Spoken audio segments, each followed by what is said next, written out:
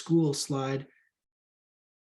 We are starting the recording and we are ready to go. Okay. Hello, everybody. My name is Chad and I'm the Assistant of Marketing and Program Management and the Program Coordinator for the Help Managing Your Money on Campus program with the Canadian Foundation for Economic Education. Yes, that is a lot of words to go into a job title, very difficult to put into an email signature, I will tell you.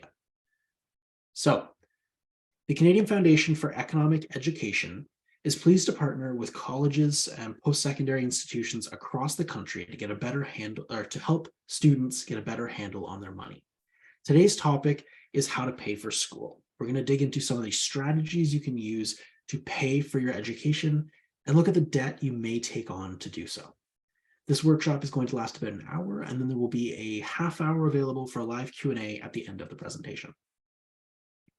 These workshops are intended to serve as a foundational resource to get you thinking about your finances, not as a final stop in your financial journey. Consider the information and see how you can apply the concepts we're covering to your personal financial situation. Also, please understand that while I will do my best to answer all related questions, I'm not going to be discussing topics beyond the scope of today's conversation. If you have specific questions that I'm unable to address, consider setting up an appointment with a financial professional. So there is a pre-survey for today's workshop, which I have also put back into the chat for you. And there will be a post-survey as well. If you complete both the pre and post-survey for today's workshop, you'll be entered into a draw for one of 4 $50 Tim Hortons gift cards. The point of the surveys is to help make sure that the information we're covering in these workshops is relevant to people who are attending, that it's the kind of things you want to actually learn about, and also that you're able to learn something throughout the workshop. We compare the pre-survey to the post-survey results to see, have you taken things away? Has your understanding increased by attending here today? So the program Help Managing Your Money on Campus is designed to help students by providing comprehensive financial education modules. This is so important and timely because more than ever, we live in a complex financial world. The majority of you have likely already experienced this world of financial costs, responsibilities, planning, spending, debt, credit cards, the list goes on. And that's exactly why we're partnered with universities and colleges across the country to help equip students with the information they need to take on all of life's financial challenges. In the first half of 2020, we asked students about their priorities and what they want to learn more about. Nearly 1,500 students answered our survey from 94 different post-secondary institutions across the country, and this is what we found out. 53% of students said one of their top challenges was paying for school. 64% want to learn how to deal with financial stress, and 55% want to build a financially healthy life. So with today's workshop, we're going to look at how we can prepare for paying for education so that when we get to that point, we're not trying to scrounge at the end of each semester to prepare for the next semester, right? We've come up with a plan ahead of time so we know what we're going to be doing. This is going to make it easier overall to help us pay for school, and it's going to help with reducing that overall financial stress that we deal with and make it easier to build that financially healthy life. What are we going to talk about today specifically? The first section is how to pay for your education. So we're going to look at some of the different strategies, approaches, resources people can use to help pay for their education. Then we're going to look at government student loans specifically and student financial aid. And finally, students and credit. We're going to look at what it means to have student loans. How does that compare to other types of debt that you may be taking on? That's what we're going to talk about. This is what I want you to actually take away. If you're going to learn 3 things from today, I want you to understand and have a bit of a plan to know how you're going to pay for your education, to know how you intend to repay your student loans and what the process looks like for that. Even though it may be a while from now, you still want to understand what the process is so you're prepared when the time comes. And we want you to understand the impact that student loans will have and can have on your credit. How to pay for post-secondary education. We'll look at costs, payment options, and the importance of making a plan. Okay, that's our 8 intro slides. Let's actually get into it. So, going to school in Canada, getting a post-secondary education, it is expensive. So, according to Maclean's magazine, in a survey that they undertook of 23,000 undergraduate students, they determined that the average annual cost of a post-secondary education in Canada was $19,498.75. That's not just tuition, that's the rent that you have to pay, or your plan if you're living on campus, your groceries, the food that you might spend money on campus, your traveling, books, extracurriculars, leisure, all of the stuff that goes into a year of being at post-secondary school costs just under $20,000 on average. That was in 2019. Costs have gone up significantly since then. We're looking at, closer to 23,000, 22,000 maybe on average. That's not every school, that's just the average. But it means that we need to be prepared. There are a lot of different costs that we need to anticipate, and a lot of planning that needs to go into making sure that we're prepared to cover these different costs. So some payment options. We're going to dig into things like scholarships, government student financial aid, TFSAs, RASPs, summer savings, and student lines of credit. Scholarships and bursaries. Of course, the best way to pay for your schooling would be through free money. There are thousands of scholarships and grants available to students. You just have to find them and apply for them. Most universities and colleges have bursaries and scholarships based on your high school marks. So if you come in with a certain average out of high school, then you can sometimes be eligible for automatic scholarships. For example, at the University of Ottawa, they have the University of Ottawa Admission Scholarship that automatically provides between $1,000 and $4,000 to all eligible full-time students with an average of 80% or more who are studying in a direct entry faculty or in the Faculty of Law or the Civil Law section. Most schools have these kinds of entrance scholarships where you will automatically be eligible for it based on your application to the school. What is the difference between a scholarship and a bursary? These are two terms that are used almost interchangeably, but they aren't quite the same thing. A scholarship is going to be awarded for academic achievements, while a bursary is awarded based on financial need. In both cases, they're going to be free money that's available to you to help pay for your education, but the different reasoning behind them will indicate which you may be more eligible for. So if you're looking at scholarships, there's going to be some kind of academic or performance-based requirement behind it, right? You can get scholarships for sports, you can get scholarships for your marks in different areas. And then bursaries are going to be based off of, you need to have the marks in order to be in good academic standing, but it's more based on the fact that you need the money. And so because you are in a position of financial need, you are now eligible to potentially get access to this money. There's going to be funding available for both colleges and universities with these kinds of funding. So it doesn't matter if you go to a university or a college, there's going to be money available in either case. So here's an example of the scholarships, awards, and loans sections at Lakehead University's website. So if you were deciding that, yes, Lakehead University is the school for you, they're putting on these free financial literacy workshops for me, they're hosting them. I really appreciate that. It's helping me get things organized. And so it's going to put some extra weight towards me going to Lakehead. And you want to look, this is where you would find your scholarships, awards, and loans. So it's on their website under the admissions section under scholarships, awards, and loans. So this is if you're looking at specific scholarships available through Lakehead University. Then now we're going to look at a couple of what we call external scholarship sources. So Lakehead University is going to have their own internal scholarships that students can apply for to get funding in order to pay for their education at Lakehead. Every other school is also going to have that internal system. But no matter where you go to school, you're also going to be eligible for external scholarships. So first up is Scholarships Canada. So Scholarships Canada is a national repository of scholarships that you can search for and apply to.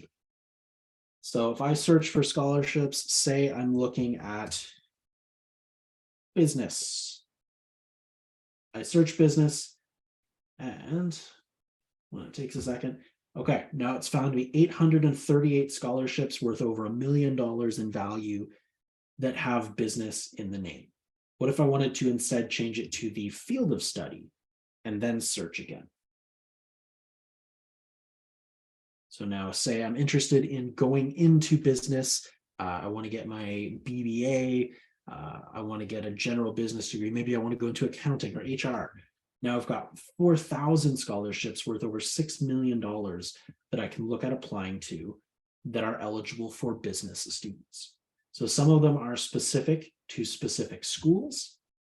What you can do is you can go along the side under more options and find the specific school that you're looking at applying to. See, the list just keeps going. Your field of study, your region, your citizenship, if you have any heritage that may make you may adjust your eligibility, the degree you're looking for, what year you're in, what your average is, if you have financial need, and if you have any personal circumstances that may also adjust your eligibility. The more you narrow it down, the more specific you're going to get to in terms of the ones that you are eligible for. When we keep things more generic, that's when we get, $6 million in value. That's a lot of different options, but maybe they're not all applicable to me. If I'm not going to the University of Laval, maybe it's not applicable to me. But once we've narrowed things down to an area that we can apply for, we can open it up and it's going to tell us the school that's provided by, whether it's a scholarship or a bursary, who the donor was, how many of them are available.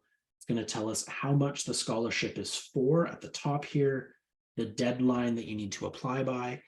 And a really important thing here is these monthly views. If monthly views are low, then that means there tends to be less competition for this specific scholarship or bursary, which may increase my eligibility to actually get the scholarship or bursary. If monthly views are high, it's going to be more competitive. Next up, we have Yaconic. So Yaconic is more of a passive scholarship searching resource. So in the first one, we hunt down all of the scholarships that we're eligible for and apply to them.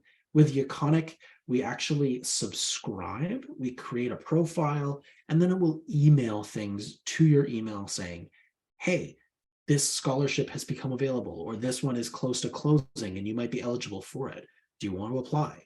So this kind of passive approach, it can make it easier once you've finished your applications, you've done your searching, you can still get things popping into your inbox. So you can keep applying over time to more things to try and increase the potential funds available to you.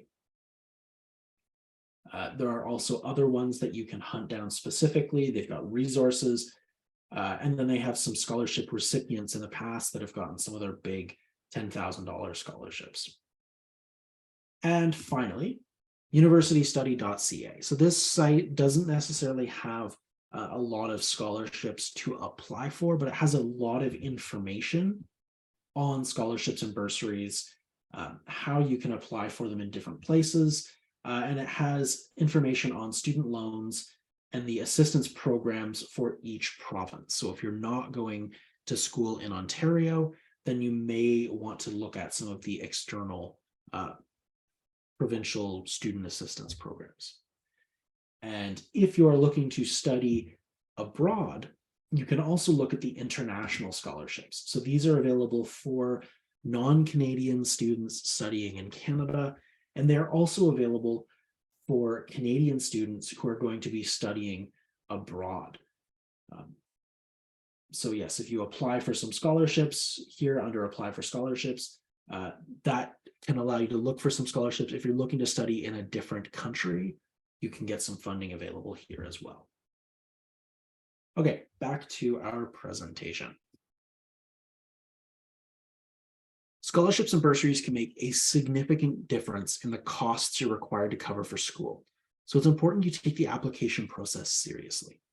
Hundreds, sometimes thousands of other students may be applying for the same scholarship, so you need to make your application stand out from the crowd. Here are some tips for writing a strong scholarship application and getting noticed. First, practice writing an application essay to get your thoughts organized and know what you want to say. Your first attempt at it may not be your best attempt at it. In high school, I was very much that person. I did something once and that was it. I was done. That was the perfect version of it. Unfortunately, that's not the way in reality. As you start writing professional reports, professional applications for a business, you really need to take the time to look back over it, maybe write it from scratch a second time, get your thoughts organized, find the best version, not just the first version. You want to identify your goals for your education and your future. These don't have to be set in stone. You don't have to know right now exactly what you want to do with the rest of your life, but it's important to understand why you're pursuing your education and how that scholarship will help you get there. When they're reviewing the scholarship applications, if you say, I don't really want to be doing this, but I'm doing it, they don't want to give you the money. They want to give it to somebody else who says, this has been my dream, or this is why I want to help people, and this scholarship is going to make sure that I can finish my education so I can do that, right? There's more purpose there. They want to give that money to those people. Consider how your goals will affect your community. The best scholarship applications are not just going to show you how the money will help you, but eventually how it will help others, right? If you say, I'm looking to start a business in my community because I know that this particular area has been really lacking in my city, and people are looking for that, and I'll be able to give back by doing that. I'll be able to help my community. Those kind of things, again, look good. They really want to help people that are then going to help more people. Proofread your application. This may sound simple, but silly errors can be a quick way to get taken out of the running. As I mentioned, there are going to be thousands of people applying for these scholarships. So if somebody else is willing to take the time to actually review their application and make sure there's no errors and you're not, of course, they're going to go with the person who has that attention to detail and took the time to actually review it.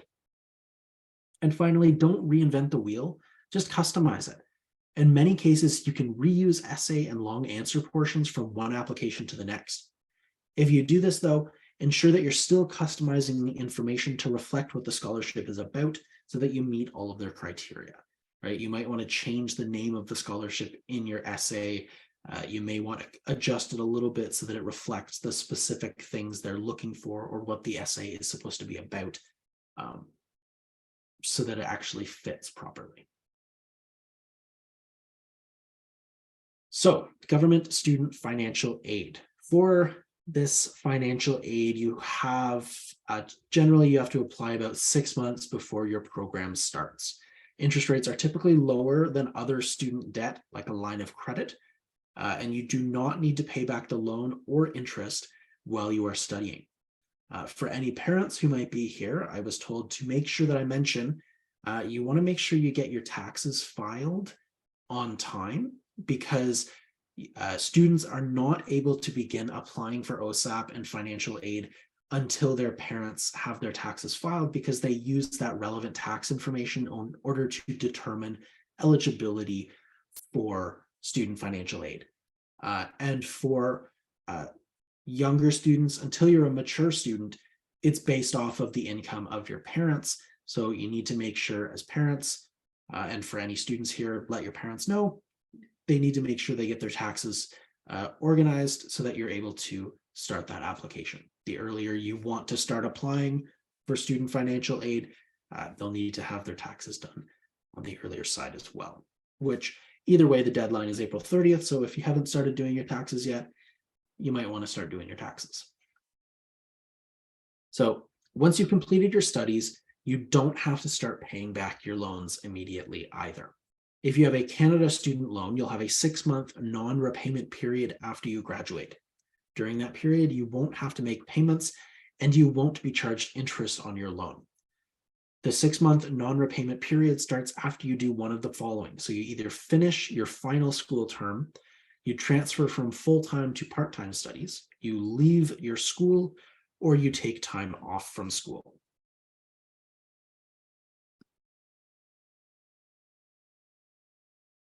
So for provincial portion, you have to apply to your provincial student aid offices. Both part-time and full-time students can apply for student financial aid. And if you're on Ontario, that is OSAP. The grant and loan amount that you will receive depends on your province, your family income, any dependents you may have, your tuition rates, your living fees, whether you have a disability. And you can apply for all of this at the Government of Canada website, as well as through your provincial student aid office. The Canada Student Grant has been doubled recently due to, in response to COVID-19. I'm not sure how long this is going to actually continue for, but they have also removed the interest payments on the federal portion of government student loans. So going forward, you will not have to pay the interest on federal student loans. However, there will still be interest for the provincial portion of student loans. So there's some that comes from the federal government, some that comes from the provincial government. They're grouped together, and we're going to talk about that in the second section. The two are grouped together, but you are charged interest on one part of it and not on the other part of it. One really useful account that you can look at using to pay for your education is a tax-free savings account. So a tax-free savings account, you have to be over the age of 18, you have to be a Canadian resident, and you have to have a valid SIN number in order to open one. Canadian resident is not mandatory, but there is a 1% monthly tax if you are a non-resident. With tax-free savings accounts, the idea is you can earn money, earn investment income inside of a TFSA and not have to pay taxes on it. The nice thing about this is that there are no fees when you take the money out of a TFSA, so it can allow, you can use it for those tuition expenses that come up once or twice a year without having to worry about the costs of taking money out of the account. So it can be a great way if you've got a few months, a few years before you start actually using that money. Say you're taking a year off school, you're 18, and you want to put your money away for a bit, save up. A TFSA could be a great account to do that in, because you can earn some income within that account. Maybe you put it in a high interest savings account inside of that TFSA, and then you don't have to pay any taxes on any of that money when you take it out to use for your education. The big thing you want to be careful though is you want to think about your time horizon. It can be appealing to think I can put all this money into stocks or something like that and try and earn extra money and not pay taxes on it. But if you're going to need that money in a few months for your tuition, you want to make sure you're going to have access to that money in a few months for your tuition. So think about how much time you have before you need the money, and then maybe look at putting it into some more conservative options that you'll have access to when that time comes. I guess I'll also mention with a TFSA, there is a contribution limit. So you can only put so much in per year. For 2023, that limit is $6,500. Last year was $6,000. In the past, it's been as high as $10,000 or $12,000. So it's determined year after year, but it is a cumulative limit. So if you don't put all of it in this year, you can put next year, the full next year amount, plus everything I didn't put in this year next year. So it adds up from year after year. Next up is an RESP, a Registered Education Savings Plan. So generally, an RESP is going to be created by a parent or guardian for their child. Contributions made into an RESP before a child turns 15 are eligible for the Canada Education Savings Grant, where the federal government will match 20% of your contributions into the account up to $500 per year. The Canada Learning Bond Adult Beneficiary Program is a new incentive that started in January of 2022. So it's been around for just over a year now. The idea is that individuals born in 2004 can apply for the Canada Learning Bond under their own name and potentially receive up to $2,000 in free money to help finance their education. I believe that's now 2004 and 2005. It was 2004 because that was the first year that they were 18 with the January 1st, 2022. 2005 is now also eligible. This money must go into an RESP. So if you don't already have one, you will need to open it up. If your parents have previously opened an RESP in your name, it can be a great source of money for your education, as that's exactly what the account was made for. The money withdrawn from your RESP to pay for post-secondary expenses like tuition, books, and transportation are called educational assistance payments and are considered taxable income. These payments include the interest earned in the account, the Canada Education Savings Grant, the Canada Learning Bond, and any provincial grants that went into there. RESP withdrawals are considered when applying for government student financial aid. So if your parents have already opened an RESP in your name, that can be a great way.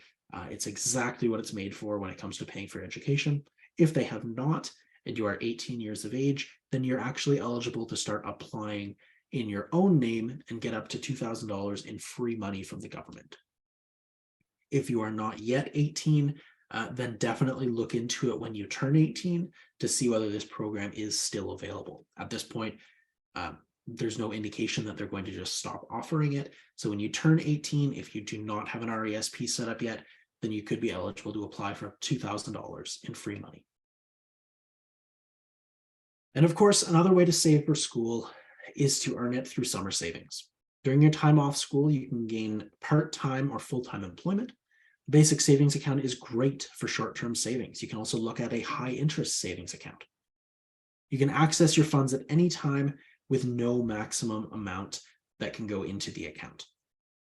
In some banking apps, you can end up setting up savings goals, and these can help you save over these periods of time. Big thing with summer savings is you need to set some goals for yourself.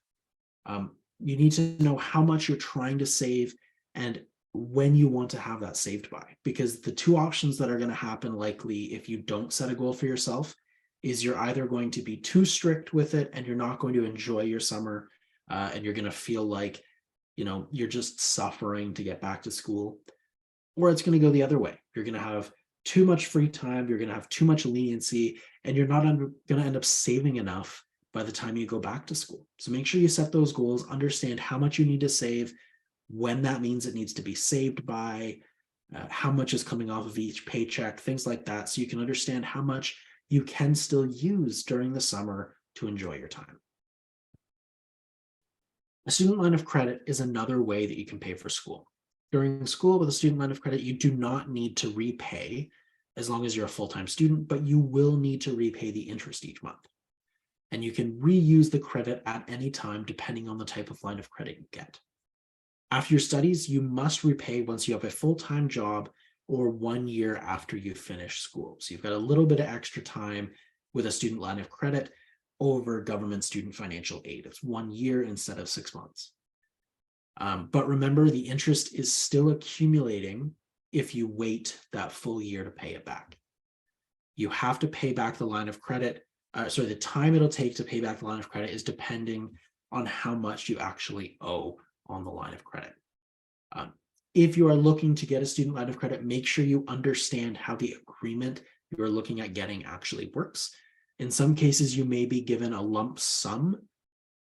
In other cases, you may be given an actual classic line of credit where you can pull from it as you need it. If you get a lump sum, then you need to be prepared you're going to be charged the full interest amount right from the beginning, as opposed to a classic line of credit approach where you can take what you need and only be charged on what you've taken. So with school, you want to make sure that you have a plan. This is a budgeting exercise at this point. You need to figure out all of the different costs that are going to go into school, where your money's coming from, which different resources you're going to use to help pay for that, and then figure out, do you have enough money set up? If you have an excess of money, that's great, but maybe think about the next period, right? Just because you have extra money left over at the beginning of the year, generally the hardest semester for people is the second semester. because they don't get a full 4 months off over the summer between first semester and second semester. They only get about a month. So you're not going to have that same opportunity to work quite as much over that break, that winter break, before going into that winter semester. So if you have excess funding, that's great, but try to put it aside and save it. Think about your next semester or the semester after that. If you have a shortfall, so you don't have enough money, then you have to think about, okay, where is that difference going to come from? Do I need to, spend some extra time over the summer working? Do I need to look at a line of credit? Do I need to apply for additional types of student aid? Where is that money going to come from to make sure you have what you need to pay for your semesters? So we're going to do a Zoom poll here based on the stuff we've talked about, and I'm not going to hold you to this. How do you think you may save to pay for your tuition? Which of the different things we've talked about do you think you may want to use? Oh, and we've got Michelle with her hand up. Yes, Michelle. Sorry, Chad. Not sure what's going on there. I'll fix that. Just a sec. Okay. Okay, so we got some responses coming in. Good, good.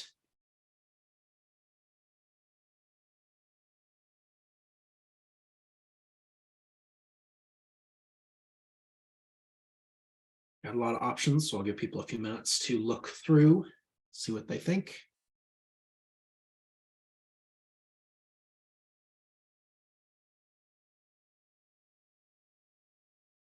Awesome. Ship results. Perfect. Okay, so it seems like people are going to use a little bit of everything except for the TFSA. Government student financial aid is the only thing everybody said they're going to use, and that makes sense. We're going to see in the next couple slides, roughly 84% of all post-secondary students are taking on some form of government student aid. It's just the way that we pay for an education at this point because it's so expensive. RESP, it's great if your parents have already set up an RESP for you. I know I have what is now a 3-week-old daughter, and we're already thinking about, all right, now we got to start setting aside money for her through our RESP. Summer savings, everybody does it, and student line of credit, awesome. Great. We got people thinking about it. This is great.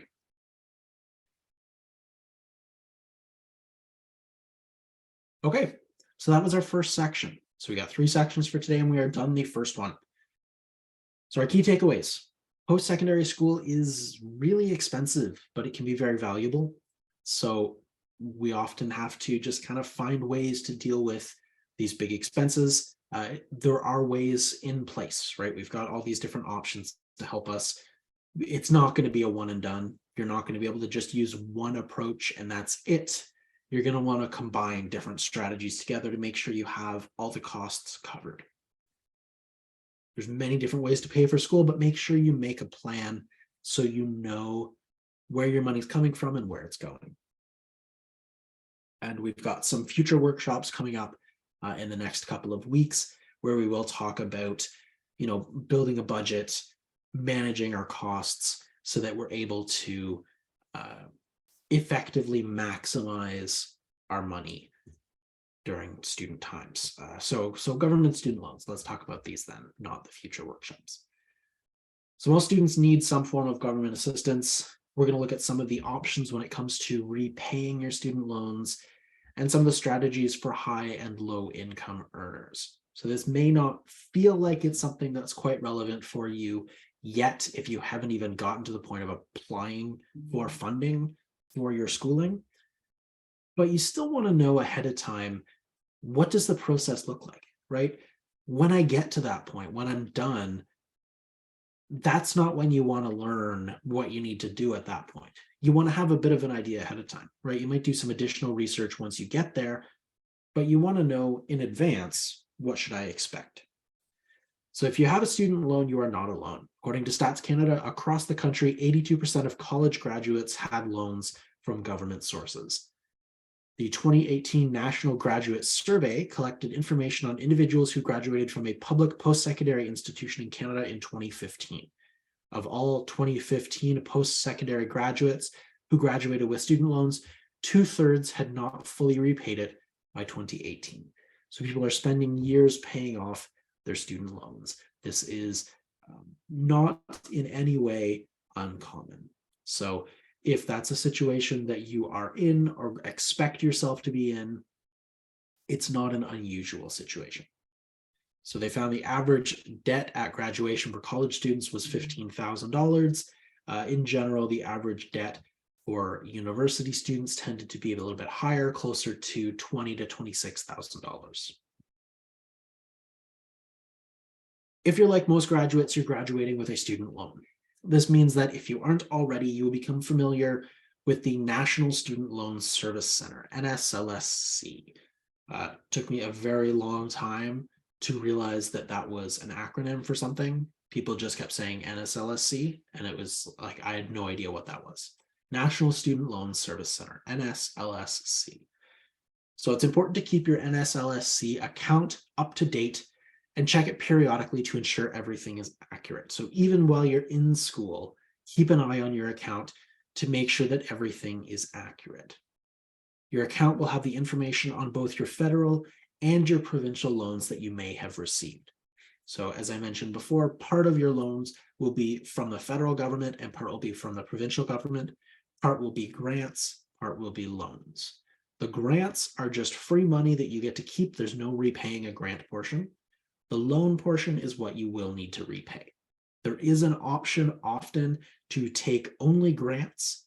That doesn't mean they give you more money. And, they said, oh, we'll give you up to $10,000 with $2,000 being grants and $8,000 being loans. And you say only grants, and they'll give you all $10,000 as grants. No, they only give you the grant portion. They don't give you the loan portion. So that's a good approach if you're in a situation where you have other means to pay for that remaining $8,000.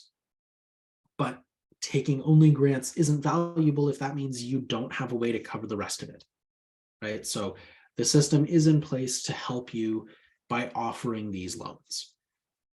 You will be required to start repaying your loans 6 months after completing your full-time studies. So this is whether you finish your education or whether you've dropped to part-time. My wife was full-time, went part-time for a semester and had to start repaying. And then when she changed back to full-time, she stopped paying her loans again.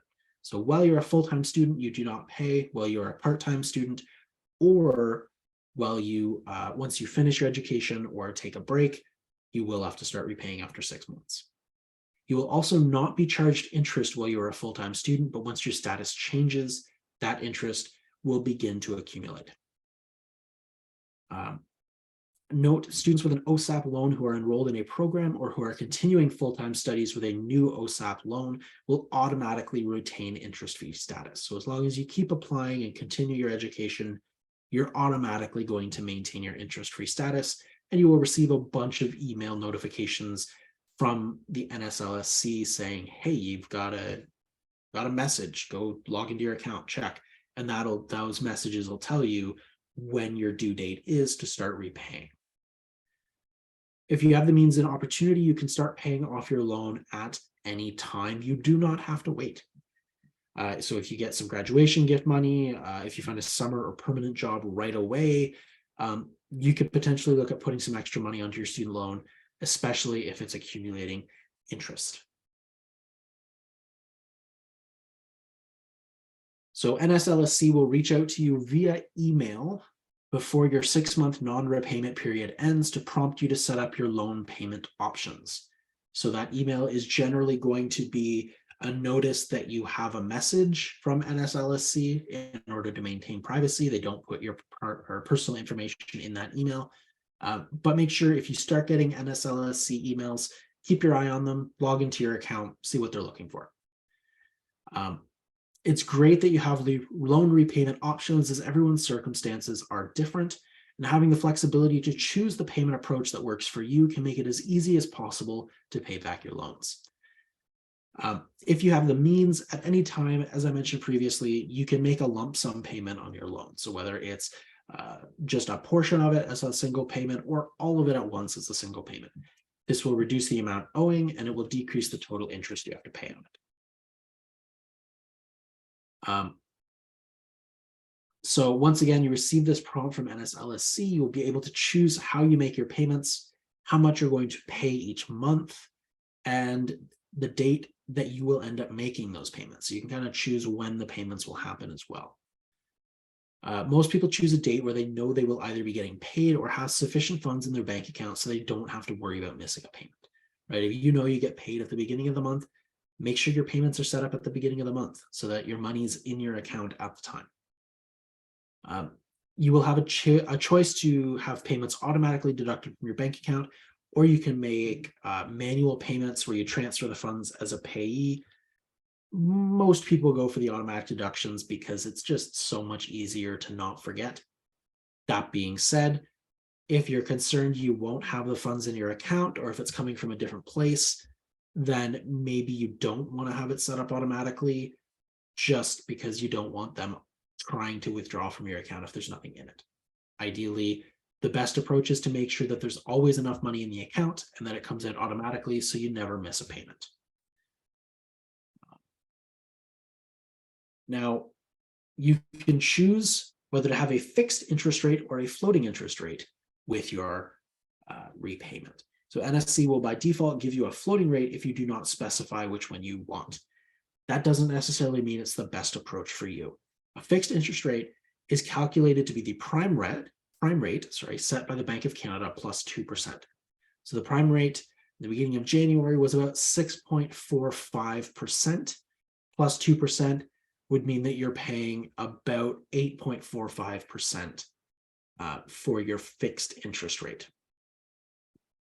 A floating rate is generally closer to the prime rate, so you'd be paying about 6.45. So in these circumstances, it does feel like the floating rate is likely better than the prime or than the fixed rate, but it depends on what interest rates do. If we go back a year and a half, the fixed rate, the floating rate was around 2%, 3%. So the fixed rate would be locked in at 5%. And yes, you'd be paying less at the floating rate, but right now you'd be paying close to 6.5% on that same floating rate, where the people who had locked in on a fixed rate would still only be paying 5%. So when interest rates are low, it tends to be a good idea to go with that fixed rate. When they're higher, there could be a benefit to going with the floating rate. As part of the federal budget and the fall 22 economic statement, they're going to be permanently eliminating the interest on the federal portion of government student loans. So that means the federal portion of your loans, there's not going to be an interest concern, but there still will be interest on the provincial portion. So part of it's going to be federal, part of it's going to be provincial, as I've mentioned before. Federal portion, you're not going to have to worry about interest going forward, but the provincial portion will still be charging interest. So that's where you still need to worry about or decide on floating versus fixed interest rate. Since each student's financial situation post-graduation is different and can be hard to predict, we're going to look at both some tips to pay off your loan faster and resources for people who are struggling to make even the minimum payment. So paying your student loan off quickly starts while you're a student by only taking the funding you actually need, not accepting the extra that they may offer for additional costs. If you have the financial means, choosing the only grants option and paying the rest yourself can be a great way to avoid building up student loans.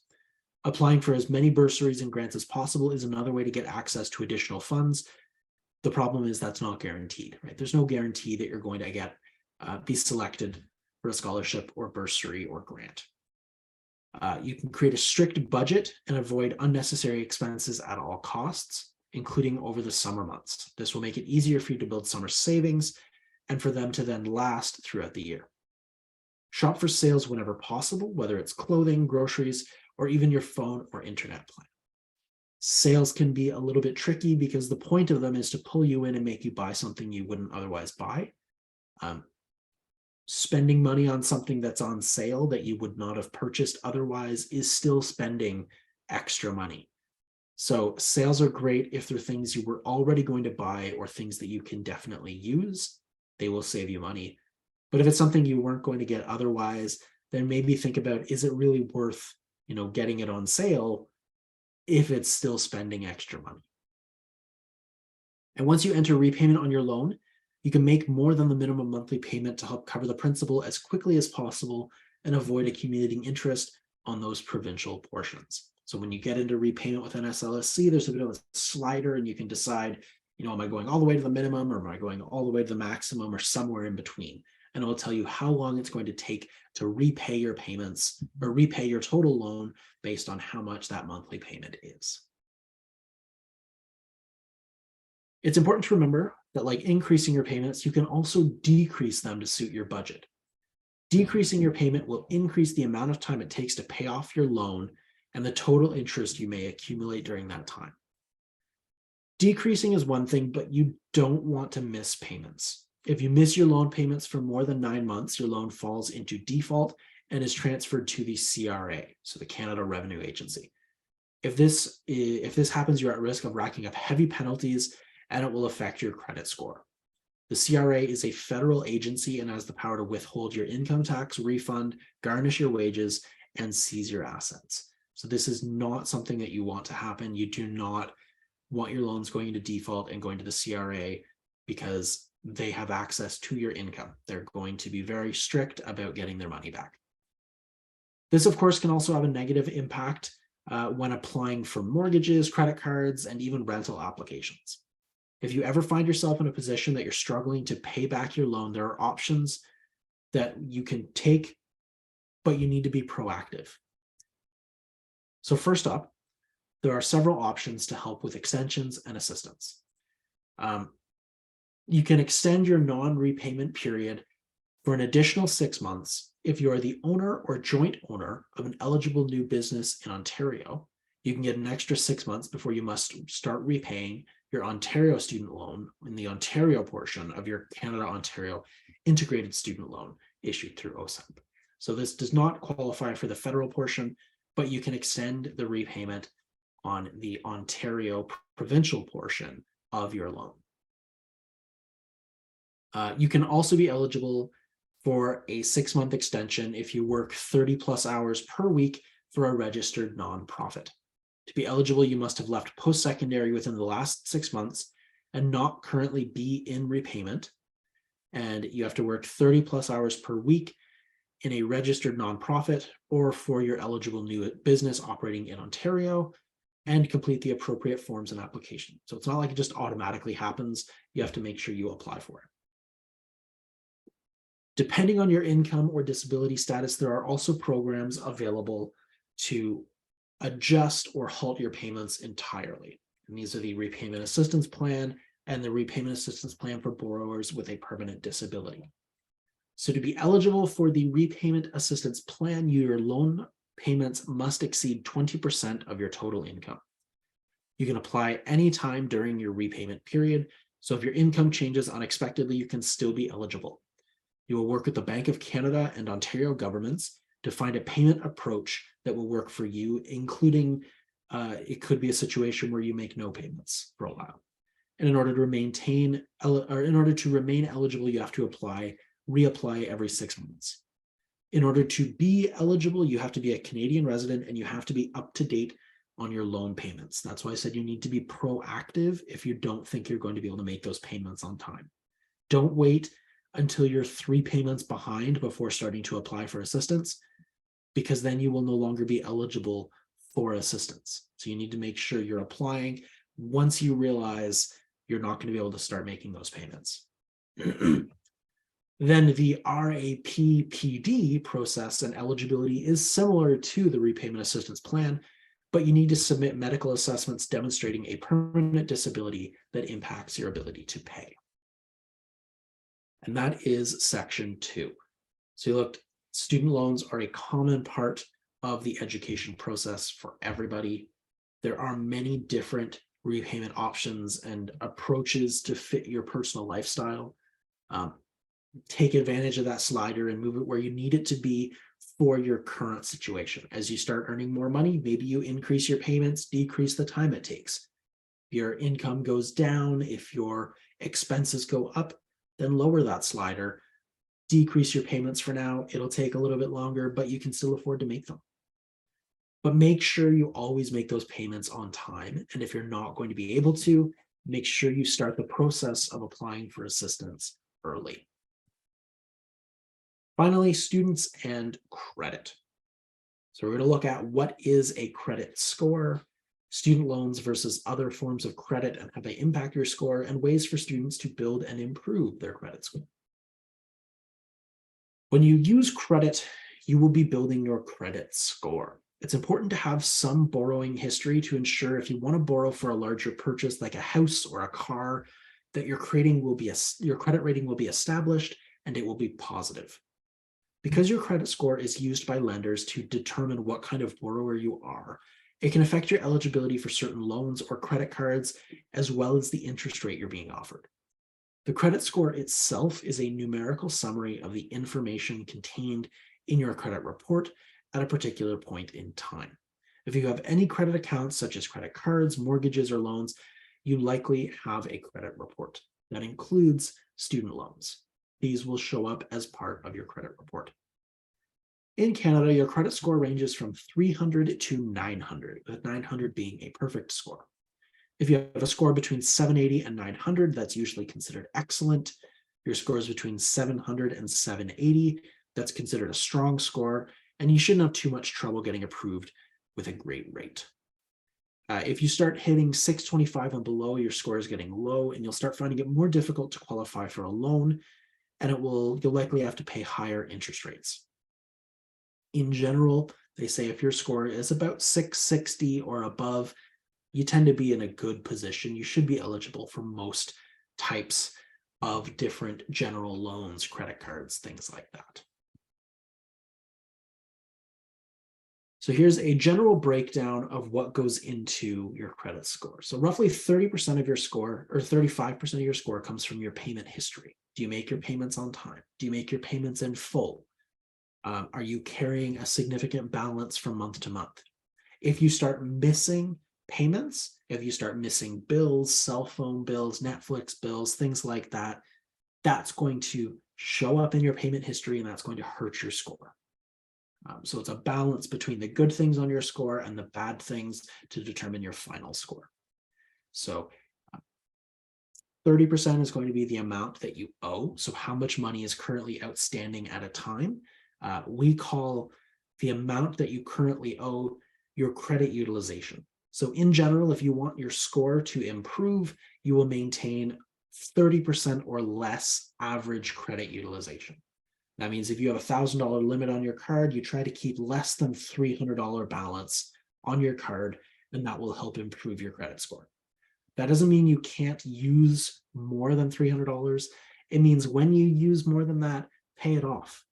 If you have the money to pay off the $300, pay it off. If you can keep a balance of zero, that's going to give you a little bit more leniency if you need to carry a bigger balance at other periods, right? If you're at zero most of the month and at 600 for a few days, that's not a 300 average balance. So you want to try and keep as little on there as possible, and make sure that you're always paying at least the minimum that it's off or that it's asking for. If you miss those minimum payments, that really hurts your score. 15% is your length of credit history. So just how long you've had access to credit.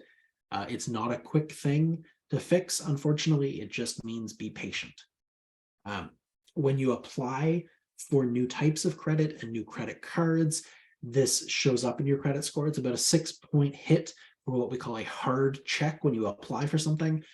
Not the end of the world out of 900, but if you keep doing it, it will add up. And then types of credit.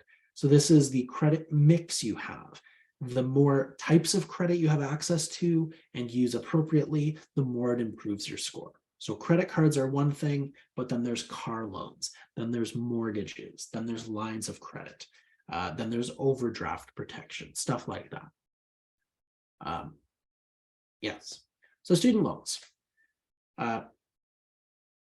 Almost everybody here If you don't have a credit score already, you will when you start applying for school, because as we said earlier, 82% of post-secondary students depend on government student loans. And everybody here said that they probably are going to be using government student loans, which means you will have those loans for your credit. It can be alarming to watch your total student debt accumulate while you're still in school and not earning the money to make payments. Some people may prefer not to look, but that isn't being an informed borrower. It's important to understand the money you owe for student loans, so when you graduate and need to start paying them back, you aren't surprised by the amount. To access information on your accumulated student loans, you can go to the National Student Loan Service Center website while you're in school. They will have information on your current balance owing, as well as the portions that are federal and provincial, and what the current interest rate is for both those portions. Student loans can add up really quickly. For the next few slides, we're going to look at how you can turn that to your advantage rather than being overwhelmed by it.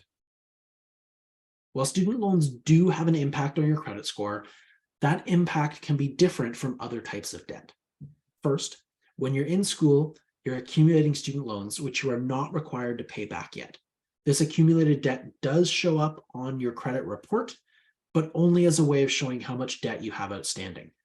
Unlike credit cards, there's no impact from not making payments and no interest accumulated for carrying a balance. So it's not like the fact that you're not making payments hurts your credit score. No, it's okay. Once you enter repayment, the loans are considered an installment loan, which means you are expected to pay the agreed upon amount on time every month until the loan is paid off. With a credit card, only paying the minimum can be a very bad way to get out of debt because of the monthly compounded interest that is being charged.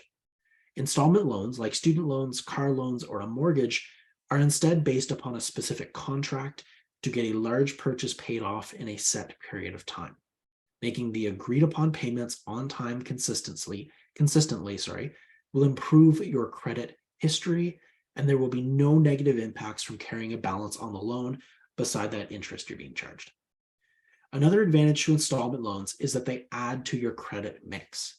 So you may remember from that credit slide a few seconds ago, roughly 10% of your score is based on your available credit mix. This is because lenders want to see that you can manage different forms of credit well, not just a credit card. Having an installment loan as part of your mix can positively impact your score, and making your payments on time will build a history of installment payments that can help when applying for a different installment loan, like a car loan or a mortgage. Finally, student loans, unlike other forms of debt, offer tax credits for the interest you pay on them, which can help decrease what you owe come tax time. Now that we know that everyone with student loans has credit, what are you doing to build or improve your score so it's there for you when you need it? A great habit to get into is reviewing your credit score so you know how your decisions are affecting it. There are lots of ways to check your score for free through different phone apps. Most banking apps have the option, as do apps like Credit Karma and Borrowwell.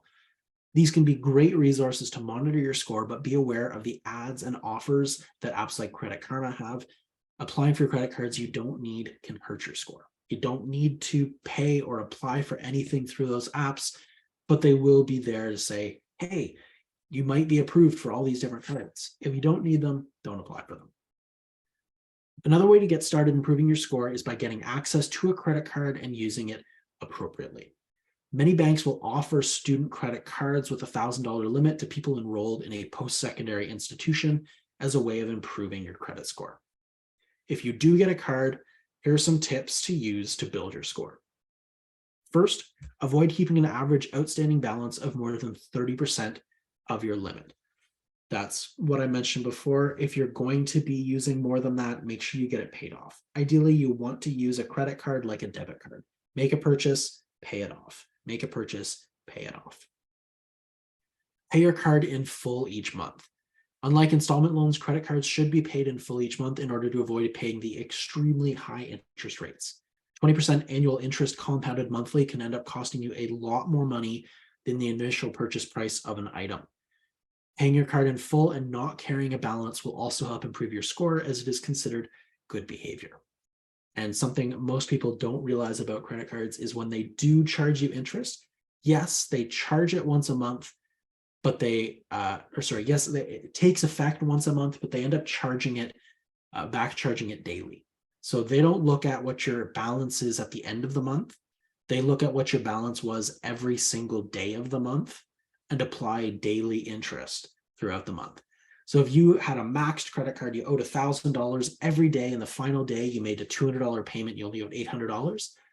You're not paying interest on $800. You're paying interest on 30 days of $1,000 and 1 day of $800.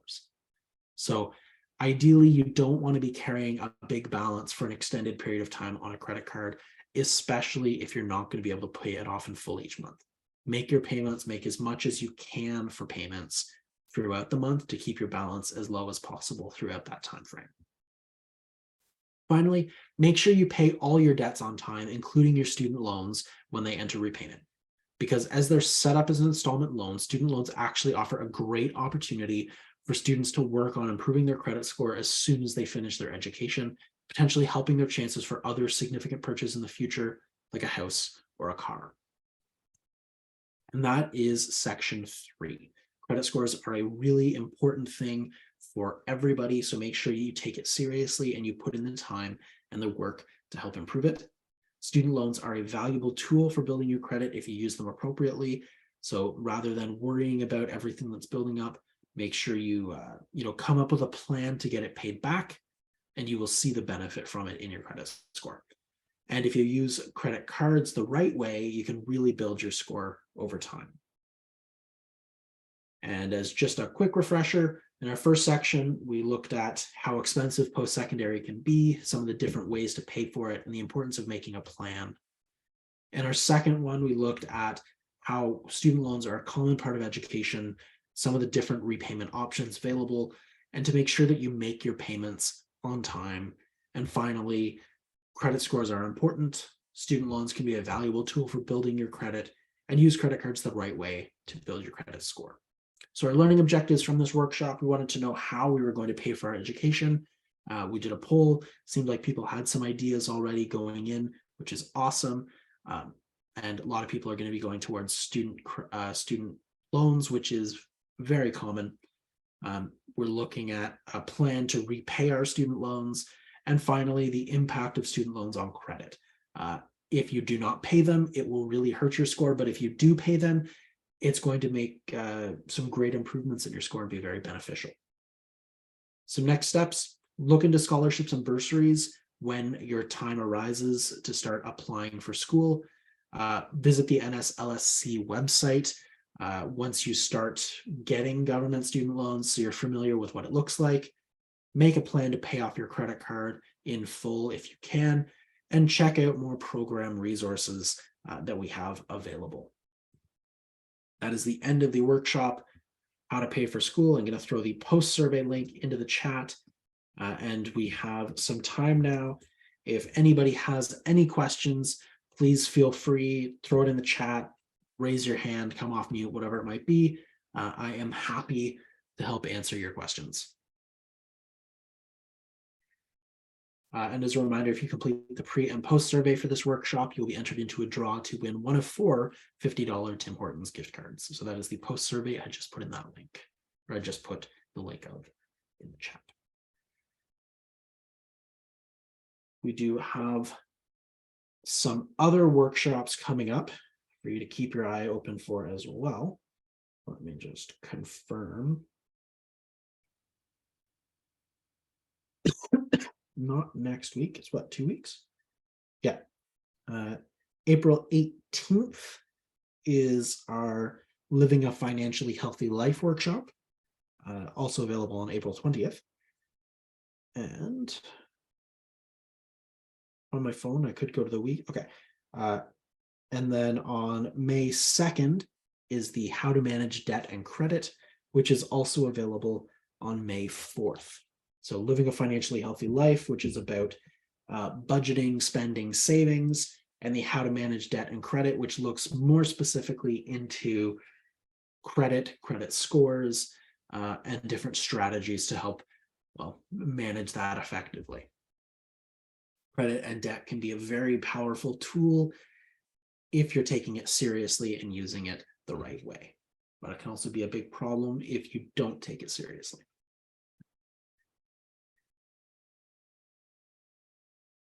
If anyone has any Lakehead specific questions as well, you're welcome to ask me. I'm a student central professional at Lakehead University, so I'm here if you need me.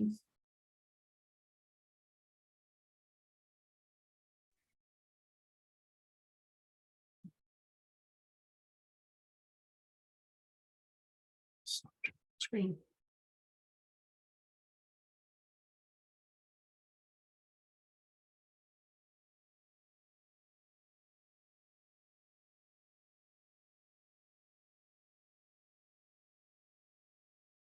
We'll give it a couple minutes in case anybody's thinking of questions.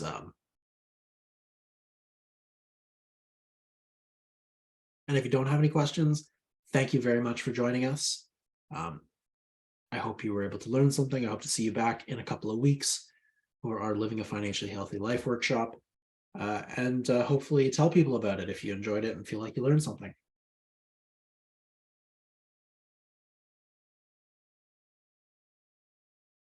Let's give it 1 more minute in case anyone's taking questions.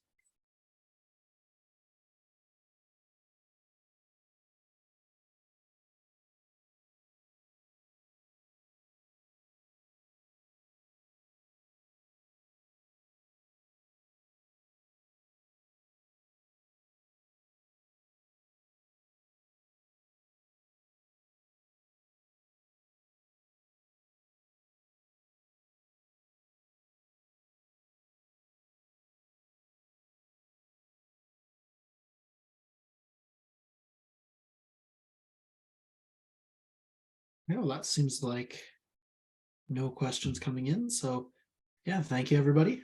Hope you have a great night, and I hope to see you back here in a couple of weeks. Thanks, Chad. Take care, everyone. Awesome. Thanks, Michelle. See you Thursday. See you Thursday.